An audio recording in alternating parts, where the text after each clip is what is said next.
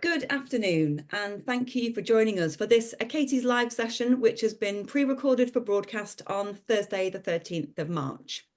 Today, we're going to be talking about major donors and exploring how we can harness organisational distinctiveness in order to drive impactful philanthropy.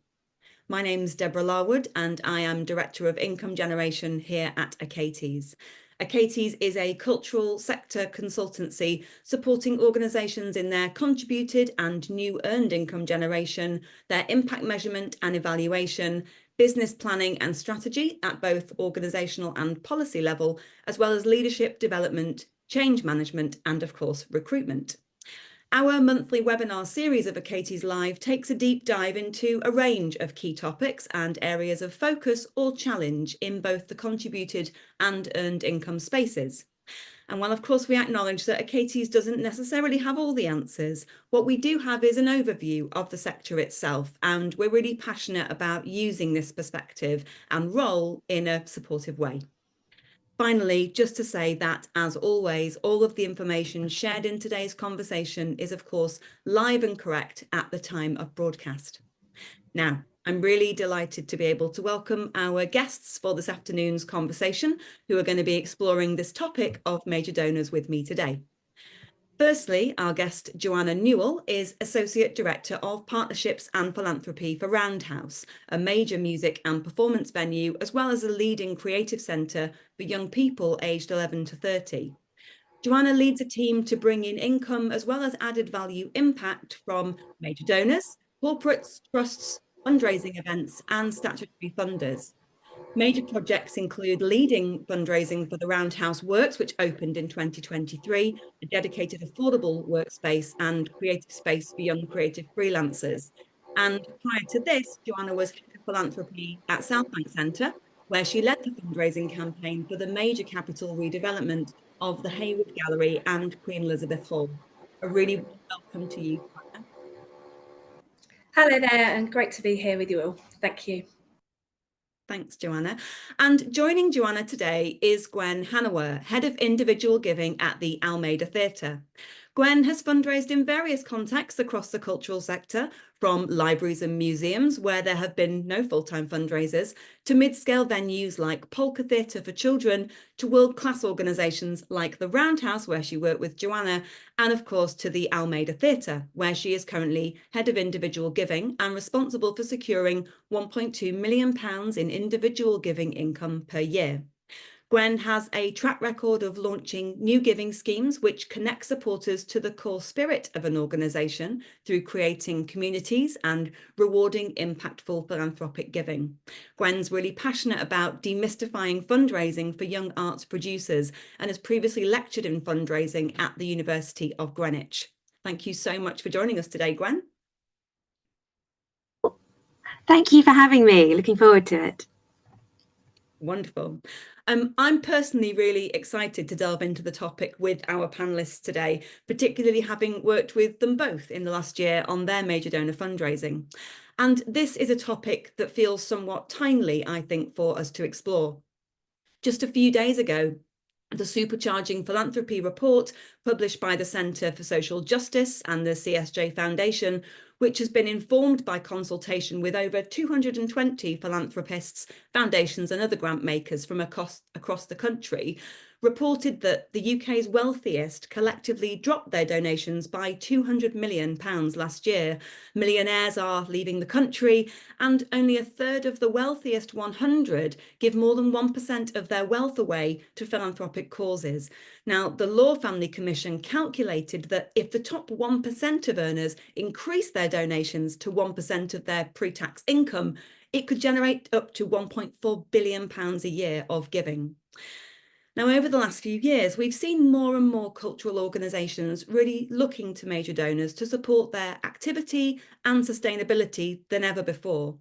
But for many, this is a new and sometimes daunting process, which fundraisers, I think, are often looked to guide the entire organisation and board through, when in fact, this is very much a whole organisation process and one which everyone can usefully contribute to.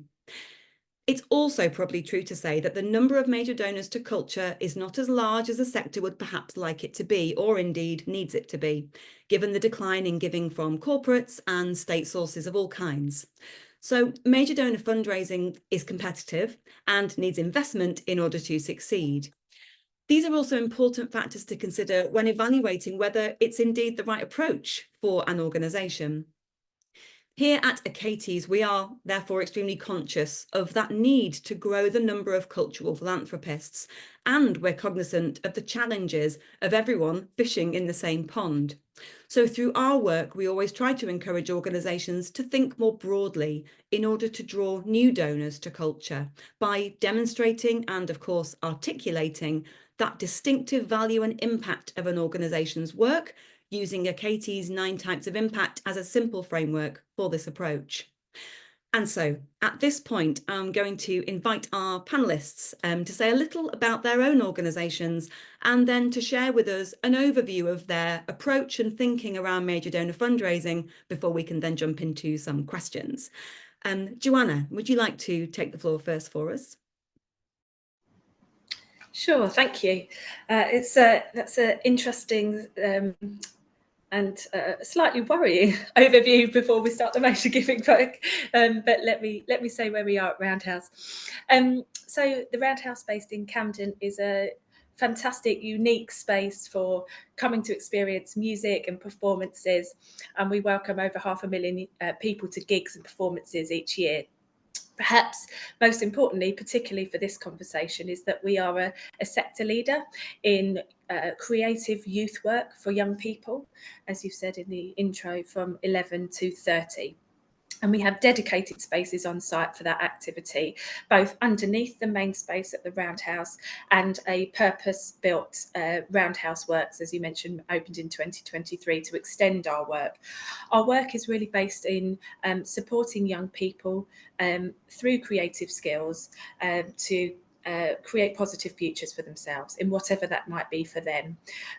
Youth work is really centred in youth experience. We have young trustees on our board. And all decisions across the organisation are based with young people at its heart, which is why Roundhouse Works came to be. It was a young person's idea, and that really, in a post-COVID world, was really about supporting young people into the creative industries with all the complexity and nuance that has. So it's a brilliant and exciting place to be. And last year we reached over 10,000 people through our youth programme, which was a significant milestone for us. Just a little bit about fundraising. So fundraising is about 20% of our overall turnover, which is relatively significant, bearing in mind that our Arts Council grant is only 8%. 100% of our recent capital building was from private sources, so 100% fundraised with no statutory income. In terms of how we think about our income, so major donors, corporates and trusts is kind of an equal third. But we feel major donors is our biggest area of growth, which I'll go and read that Centre for Social Justice publication and just check that my facts are correct. But we feel it has been a slightly underinvested area in our work, and actually thinking about that differently might change the outcome for us. We have about 60 regular donors giving between 5 and 100 grand to our core programmes.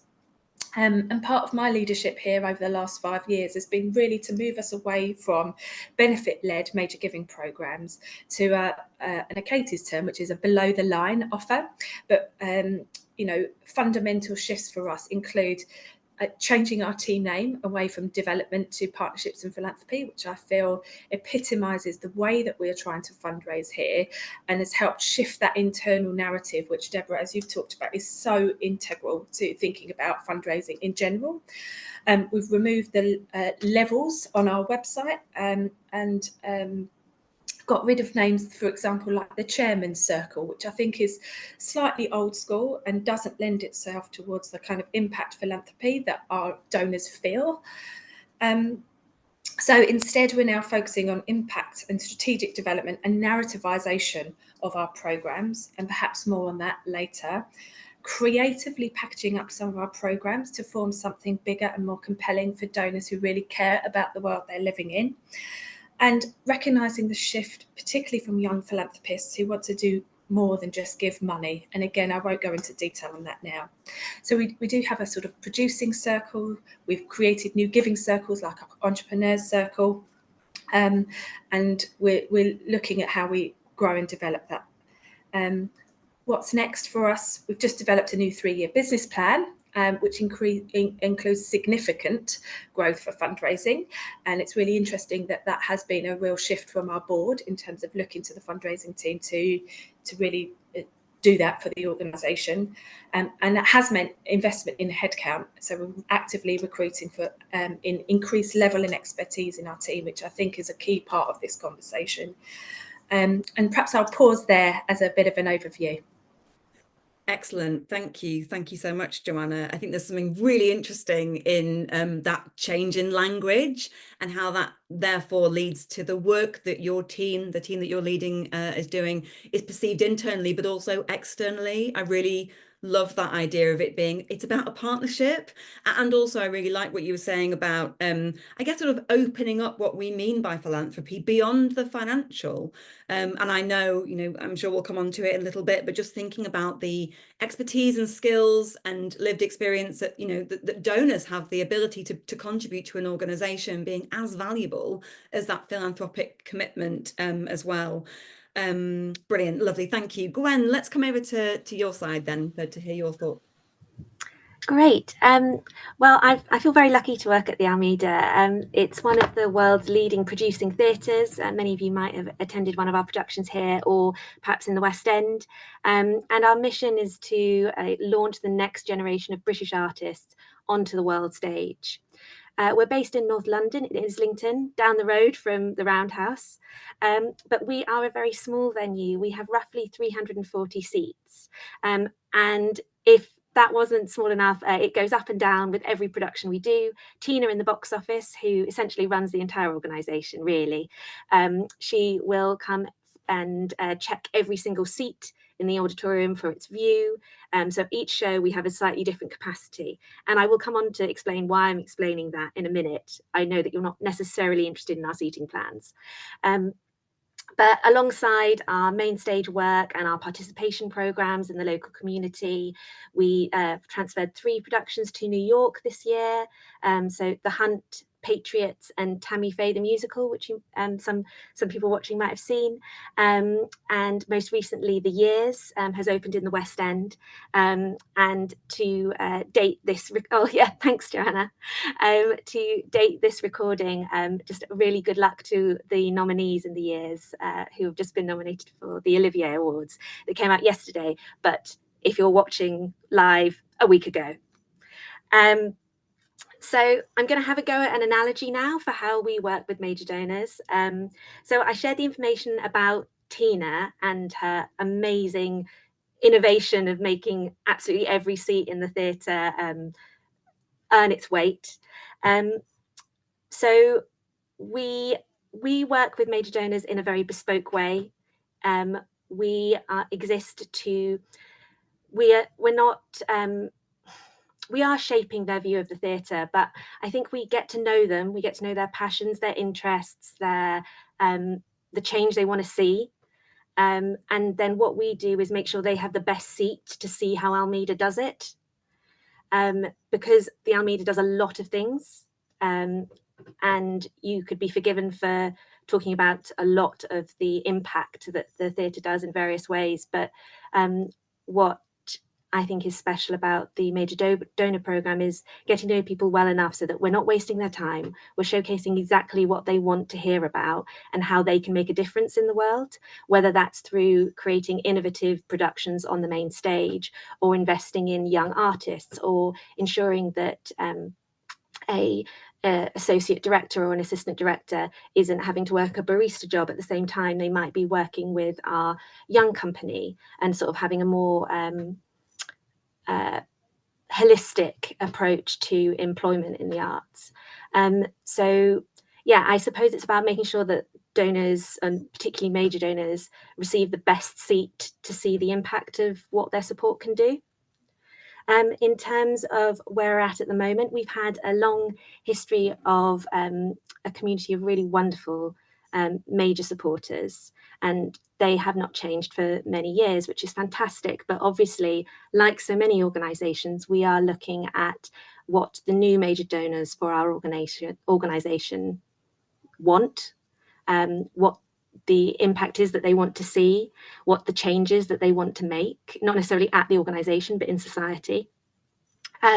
So we're looking at how to grow that programme and what are the stepping stones between having a lovely small community of regular major supporters and quite an innovative group of new major supporters. And it's not going to be one step, it's going to be a long process along the way, but quite an exciting one, I think. Lovely, thank you. Thanks so much, Gwen. There's a really lovely reminder, I think, as you started telling us about Tina, who I know from my time at working at the Alameda. Really nice reminder of the many and various roles that colleagues across an organisation play and how they contribute to that major donor cultivation, stewardship, so on and so forth. And also, I'm really glad that you used the phrase stepping stones there, because I think one of the perhaps sort of misconceptions, let's say, of major donor fundraising are those wonderful unicorn stories that we hear of from time to time, where relationships are converted into gifts in a short time frame.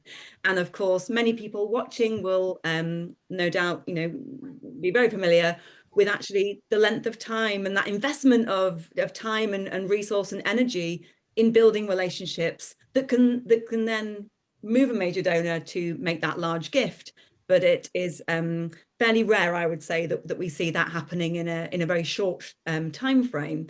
And I think, going back to that point we were making earlier about that sort of the organisational commitment to major donors, I think there's some really important sort of understanding and experience around those timelines, so that there's a real shared sense of what that investment will need to be in the short term and when we might expect to see results in the medium to perhaps even long term.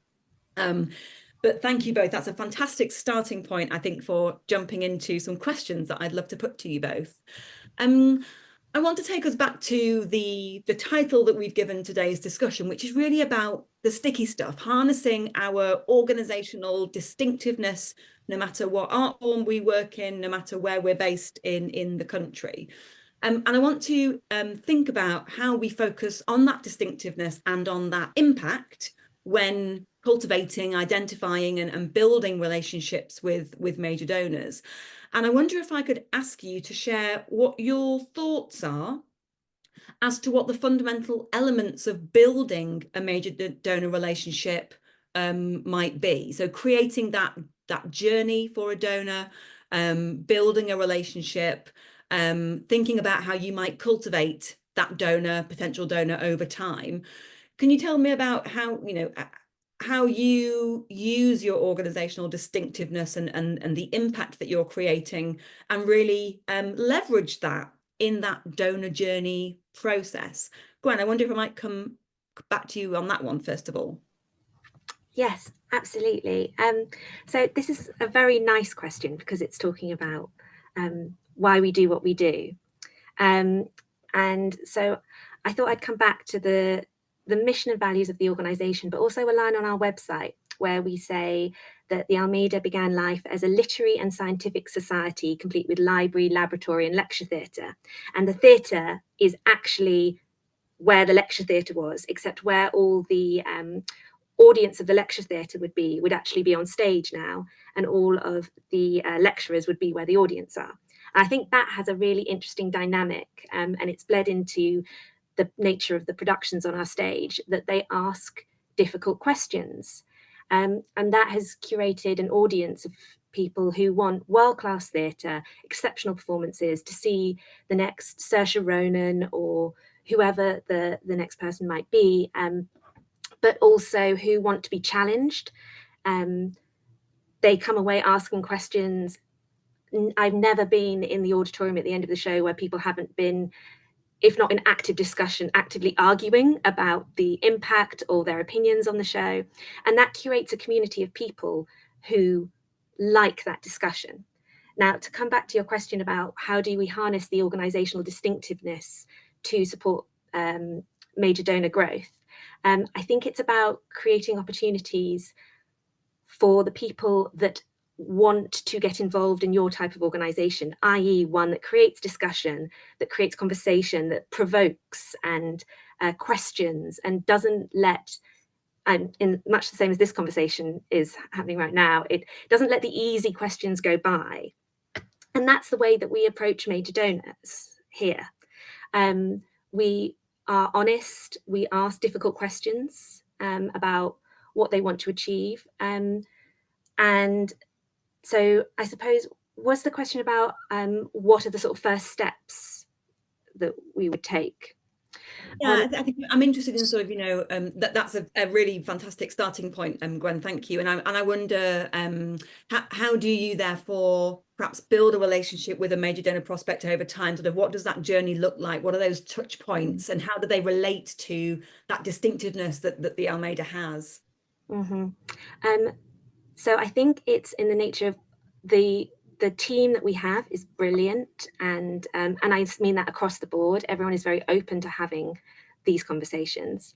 Then in terms of how we'd engage people in the impact of the work, we run regular events to see inside the rehearsal room, for example, or we host patrons evenings. So those are evenings where people giving perhaps £2,000, £5,000 might attend a performance and then have a Q&A with the cast afterwards. But it's also a sort of opportunity where the whole theatre is basically taken over by supporters who get to meet each other, network, and ask each other the difficult questions, maybe about the show, maybe about politics, maybe about something else.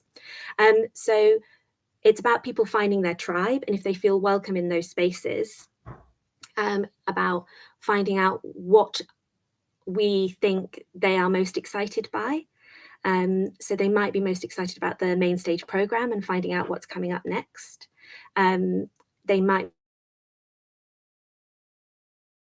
or the emerging artist programme. And we will find that out through those social opportunities. What I think is really difficult, and I suspect people will be thinking, if I was watching back home, I'd be thinking, yeah, it's all very well, but how do you get them to come? And I think it's about creating something really unmissable, which is easy to say. But for example, we have a production coming up called Rhinoceros. It's an Ionesco play.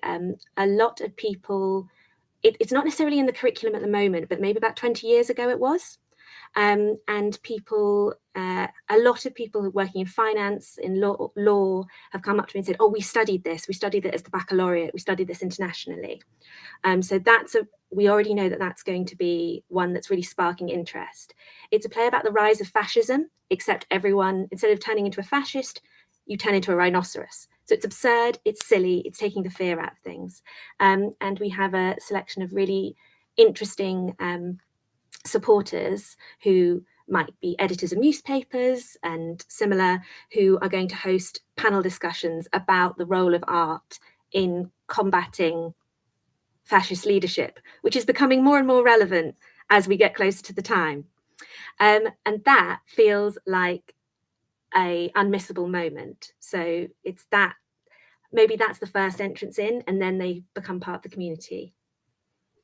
Lovely, thanks, Gwen. Yeah, that's interesting, isn't it? Sort of finding the hooks that might be that sort of access point into the sort of main core of your artistic activity. Joanna, from your point of view, Roundhouse and perhaps in other roles that you've worked in, tell us about your thoughts around how you really harness that distinctiveness in major donor work. So interestingly, I've accidentally become specialist in venue fundraising.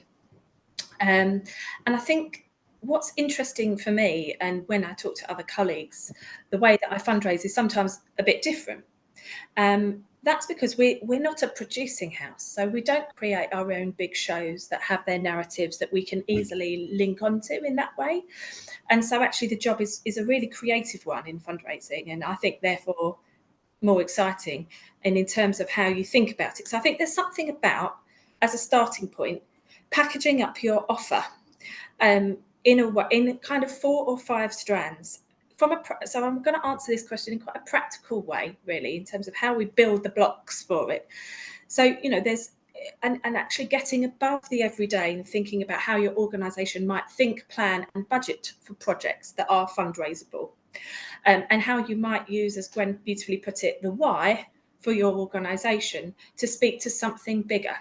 And the fundraiser's job here, and in other roles that I've worked in, is thinking about how those smaller projects can be linked thematically to form what I call golden threads, which is a bit of a marketing term, I guess, but thinking about how you might create some different projects that link together to something bigger than itself, a social impact that speaks to the values, the whys and the existence of that USP of the Roundhouse. Thinking about the impact that donors really care about and how you can use that lens to reverse engineer and package things together. And developing the impact narrative. And I see my role as a senior leader within this organisation to be at the table, creating those narratives at inception point, alongside my colleagues in the youth team and arts teams, and the board, actually, to go, actually, we need this to speak in a different way. We need to think about this bigger. We need to connect this in this way. That's not about me doing anything programmatically, certainly not, but it's about me shaping the narratives that help inform the fundraising. So I think once you've then articulated your 4 or 5 strands that could be, 150k projects, or you could break that down to an element of a 15k project or something like that, the idea connects very simply, and you're kind of all singing from the same hymn sheet within the fundraising team and the leadership team and the board. And of course, that doesn't mean other smaller projects can't happen. It just might not necessarily be at the forefront of your fundraising. So then once you've split your programme into those 4 or 5 ideas with a bit of new and shiny, ideally, that's what I call it. So it doesn't have to be a whole new strand of work, but just something a bit new and shiny to go, this is our growth and area of development and where you can really make your impact. You can then focus your prospecting and your donors, your comms and events around those 4 or 5 strands. So it enables you to sort of build efficiently, both in terms of stewardship and cultivation, which can kind of run along in a parallel way. It sounds easy. It's actually very complicated to deliver internally in an organisation that has competing challenges around commercial ticket sales, around the needs of our promoters, third parties, and of course just the necessitating internal cognitive shifts that need to happen to make all of that happen. But, working alongside, for example, in comms, my colleagues there, just to articulate, because they have very similar needs to us that are maybe different from the marketing team who are selling tickets. We might need the narrative, for example, for our upcoming festival to focus more on the opportunities that have been created for young people, necessarily than just the high quality offer that we've got for audiences. So how do we work together to plot in those 3 or 4 moments throughout the year that really speak to that? How do we elevate that within our comms? How do we use those as opportunities to get in touch with people? Events, similarly, there's too many. Really. So what are the events that speak to the golden thread moments, that speak to those 4 or 5 strands that I'm trying to articulate? So, we have a huge and varied gigs programme. I don't get my team worried about most of that. I focus them on 3 or 4 things throughout the year that really speak to those. There where we do our drinks receptions, create our moments for speeches, etc. A couple of dinners per year. I mean, in the arts, we've got brilliant content. We're lucky in the third sector to have content to show people. But I think it's about choosing the moments that speak to your golden thread so that you'll just keep building on a narrative. So every time you speak to a donor, you're building on a narrative. And that sort of helps you funnel them up through authentic relationship building where they, as Gwen says, it's about choosing their seat. It's about finding the moment that threads them through so that when they attend, they really start to understand and build, bringing people with them. So I hope that sort of answers the question. No, it absolutely does, Joanna. And I think it's such a helpful way to approach it. And I think, really what was coming through as you were talking there was just how important it is to be laser focused, that sort of specificity in the approach that you're clearly taking, in that, you have clearly got a very broad canvas in terms of activity, but I really hear that you're being very selective about where you're placing your emphasis and your focus, given what you know about your major donor prospects, perhaps your current major donors, and essentially you are connecting those dots, you're sort of drawing those together, which I think possibly leads us on to a question that I'd love to put to you both about working with colleagues and particularly working with, you know, trustees as well, because as we know, fundraising is all about relationships, and certainly at that major donor level, you know, we know how powerful that peer-to-peer influencing can be where trustees are engaged. We know how it is often the case that major donors are looking to build relationships with senior leadership, whether that's artistic or otherwise. So I suppose my question for you both is, how do you advocate internally for your leadership and for your trustees to really invest and engage in that major donor relationship building? How do you work with them? How do you support them? How do you bring them with you? Is there coaching? You know, how do you currently do it? And what would your advice be to someone who's perhaps watching and thinking, I really want to find a way to draw in those senior colleagues to help drive in major donor giving forwards? Joanna, I wonder if I might come to you first on that question. Absolutely. I mean, I think there's interesting parallels in the skill sets of major donor fundraising and the influencing skills that you need internally. And I do think about those cogs moving at the same time, and those cogs move quite slowly. You know, cultural change takes time. Interestingly, I think success breeds success. So there is something about proof of concept, actually, I think, and you're not going to make all the changes that you think your organisation needs to make in one go, but actually having one example of where that's worked really well and using that as an evidence piece, I think really helps. And then sort of being able, and it is a skill set to be able to like lift the lid and really clearly explain how you've got there. So I would spend some time going and doing things like this talk, because it forces you to really articulate what you're doing and how you're doing it. So I think being really adept at articulating your process, I think really helps. Building really trusting relationships with key influencers and identifying who those are internally and on your board. There will be louder voices in the room. Who are they? And often your chair is a key person to get on board. And so one of the things, I mean, for example, we've got a wonderful chair in Simon Turner. He's our most significant major donor himself. His organisation is involved in our work. So he is somebody that really gets it. And we're really privileged to have him leading our organisation. And when I talked to him originally about changing the name of his chairman's circle, which was our giving circle at the time, I said, I think it came with sort of loaded connotations that were perhaps not in line with our values. We'd had a chairman's dinner that we changed to a thank you dinner, just a subtle shift, but transformed the event. And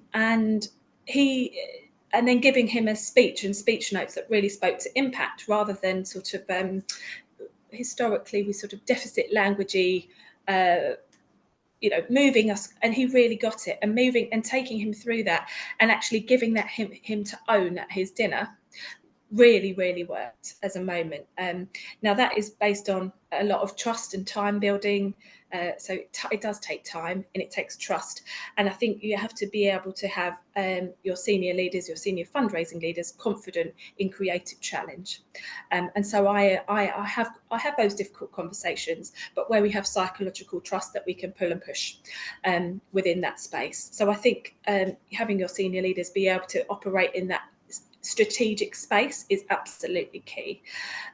So starting with your key influencing pieces, do a lot of listening in between the lines. What are people worried about? Where does their anxiety or pushback come from? And how can you think about that more creatively? Thinking outside the box in those ways as well. I think there's also something structurally interesting for us at the Roundhouse that really made that shift. And that was a post-COVID world that necessitated, unfortunately, our organisation shrunk to less than half. We were operating on a very small team. Some of our directors moved on, they weren't replaced. And so some of the things got clustered together. And very happily, the things that got clustered together were youth, fundraising and PR.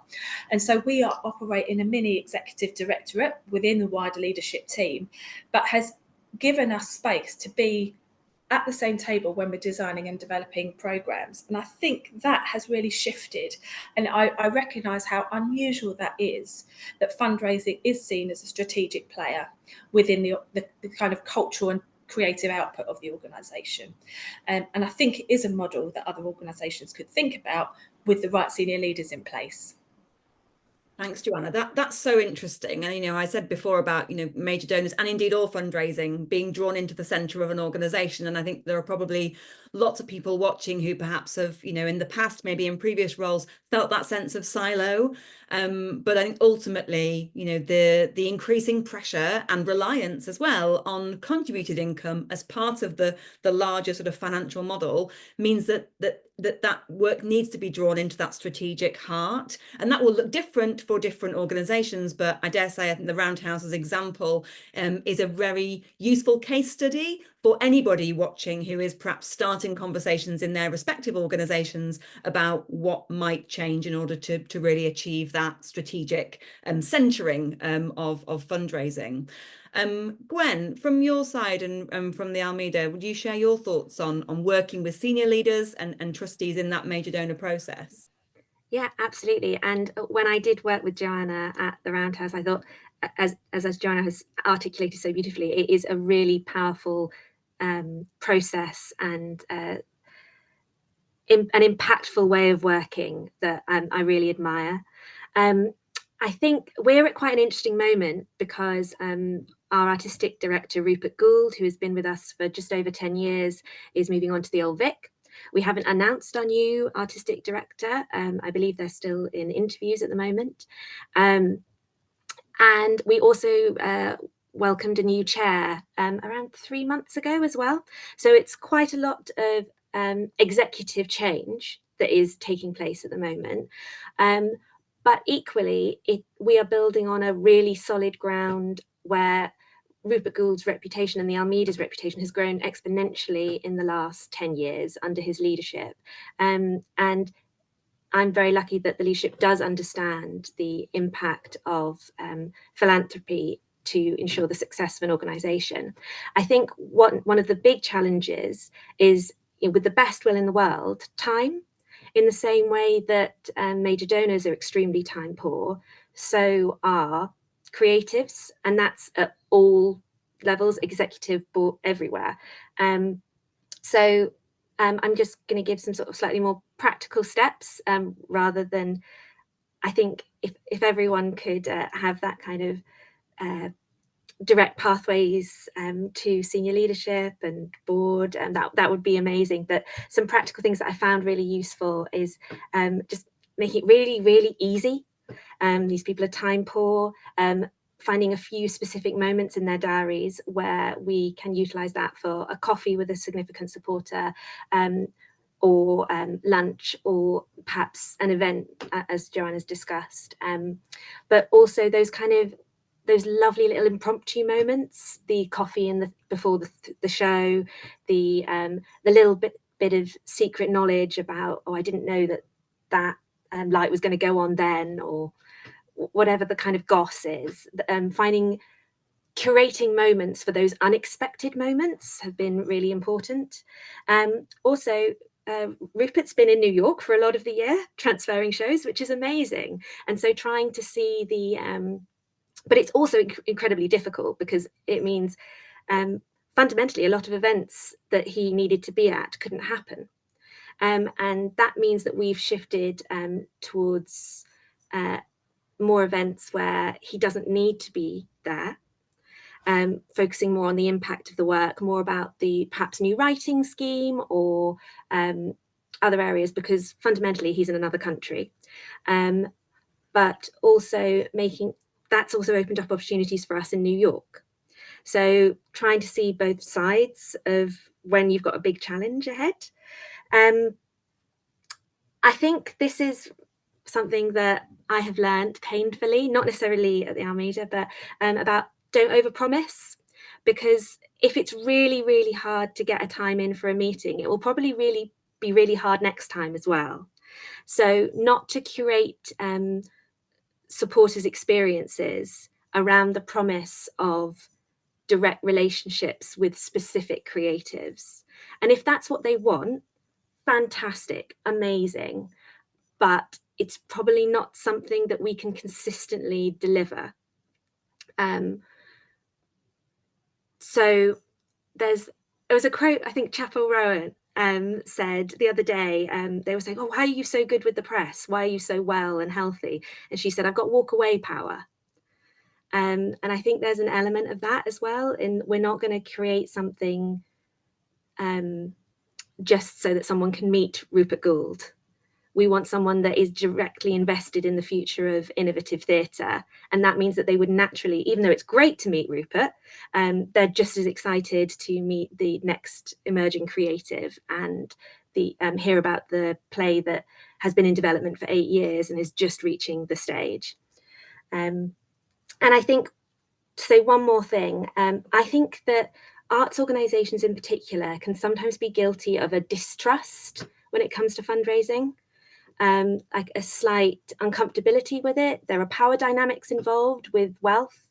And I think that we've been really good at showcasing the humanity of supporters. And I don't just mean major donors, I mean across the board, from Friends members who give £70 a year right the way through.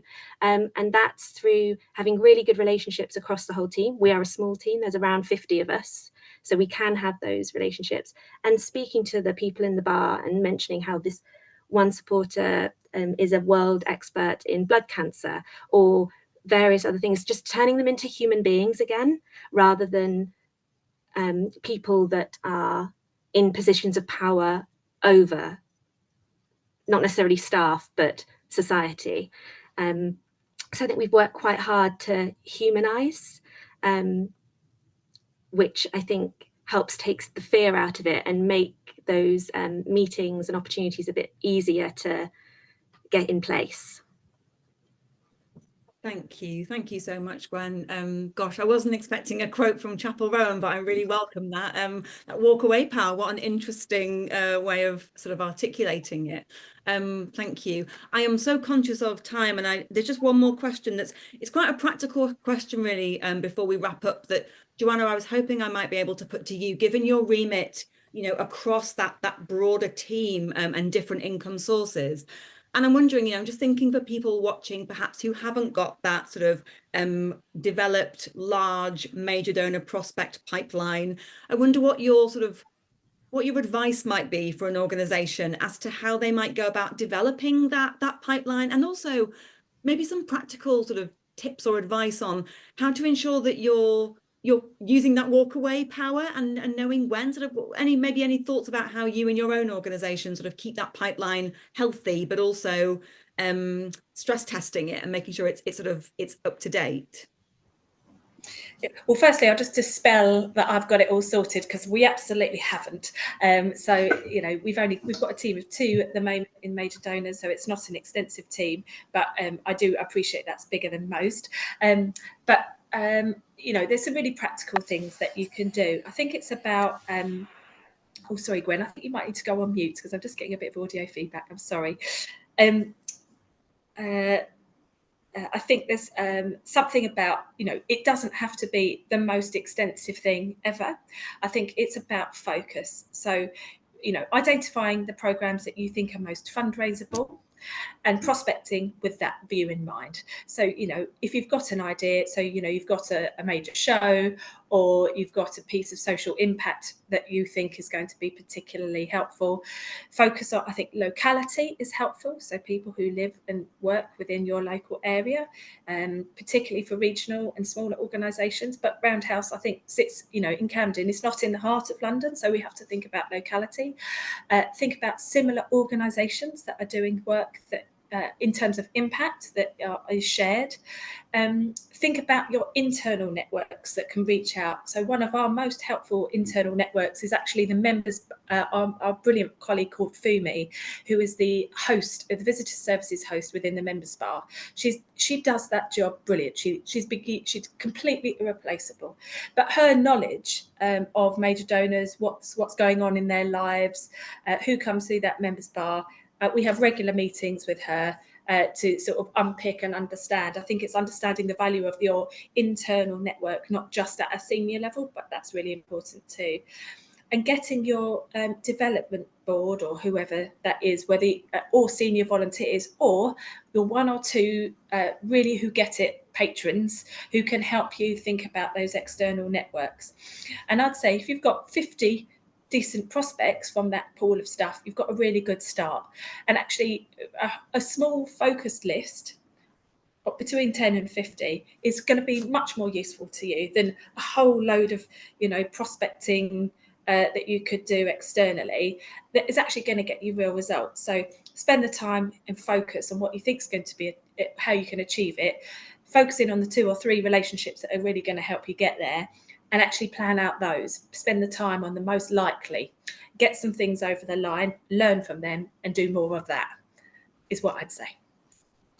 Wonderful. Thank you, Joanna. Yes, I think that I completely agree with everything you've said, and I think it's about quality as opposed to volume, because we know how much of an investment it is to move into that major donor fundraising space, and those relationships take a lot of resource and capacity. I dearly wish we had more time to put more questions to you both, but sadly we don't. So I'm going to have to draw us to a close. Hope it goes without saying, but it's been an absolute pleasure to dig into this topic with both Joanna and Gwen. So huge thanks from me to you both for your time. For those watching, there's much more to discuss about major donors, of course, and you are most welcome to join us and continue the conversation over on Achates community.